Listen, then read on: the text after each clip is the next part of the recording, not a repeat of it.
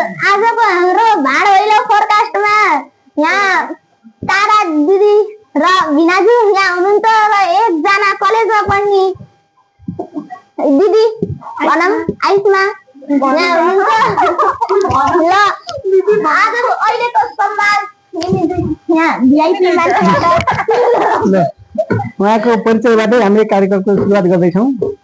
तपाईको नाम भनिदिनु होला। मेरो नाम आयुष्मा पोखरेल हो। म चाहिँ अहिले ब्याचलर सेकेन्ड सेममा अध्ययन गर्दैछु। तपाईको बाल्यकालको बारेमा छोटो कुरा गरौँ। तपाईले बाल्यकाल चाहिँ कहाँ बिताउनु भयो? मेरो बाल्यकाल चाहिँ गुल्मी बित्यो, दोली। 2 क्लाससम्म चाहिँ त्यहाँ अध्ययन गरेर 3 क्लासमा चाहिँ म बुटोल आएको हो। अनि बाल्यकालको कतिको याद आउँछ अहिले? धेरै आउँछ। हजुरको बाल्यकाल कसरी बित्यो? बाल्यकाल राम्रै तरिकामा बित्यो। भनेपछि गुल्मीको एउटा पहाडी ठाउँमा बस्नुहुन्थ्यो, परिवारसँगै बस्नुहुन्थ्यो? परिवारसँगै। को हुनुहुन्थ्यो परिवारमा?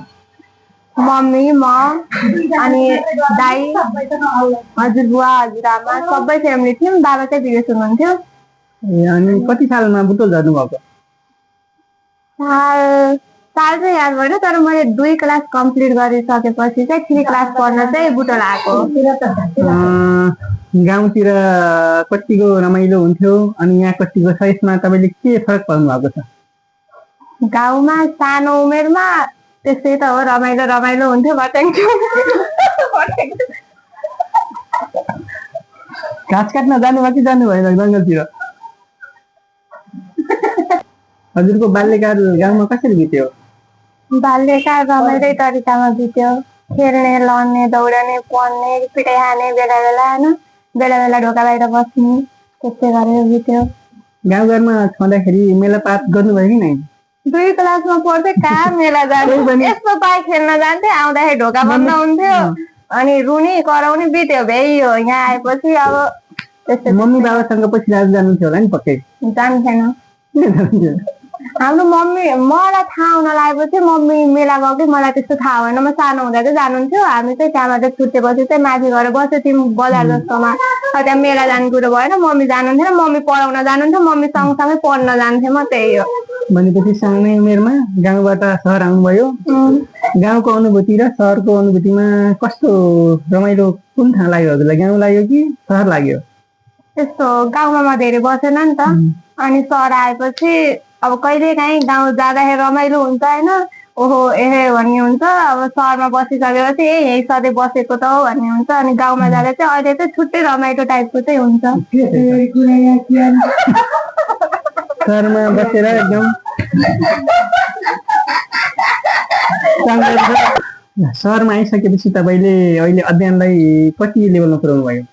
म चाहिँ ब्याचलर सेकेन्ड इयर हो, सेकेन्ड सेम इन्जिनियरिङबाट। पढाइ राम्रै छ त्यसो भने? पढाइ ठिकै छ। ए मार्क्स त्यस्तो राम्रै हुनुहुन्छ।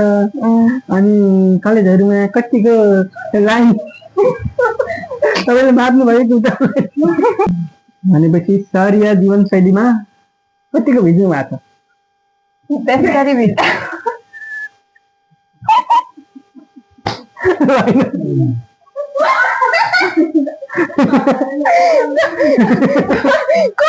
कतिको बनाउनु भएको छ हजुरले?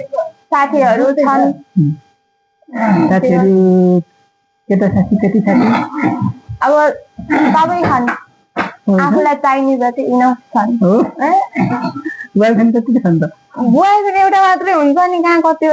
बोयफ्रेन्ड सबै भयो नि? बोयफ्रेन्ड हो, त्यो तरिका चाहिँ सबै होइन। त्यो भन्नु रमाइलो छ, लाइफ आनन्द छ, रमाइलो छ। अनि भविष्यमा के गर्ने सोच गर्नु भएको छ पढेर?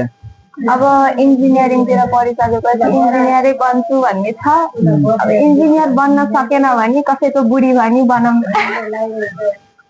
इन्जिनियर नै बन्ने सकियो भने बन्ने होइन, प्रयास छ, गरौँला। प्रयास गर्नु पर्यो, बन्न पर्यो। त्यही त, असम्भव केही छैन, गरेपछि सबै कुरा सम्भव हुन्छ। यति भन्दै हाम्रो आजको कार्यक्रम यहीँनिर बिच मार्न चाहन्छौँ। हस् त, धन्यवाद।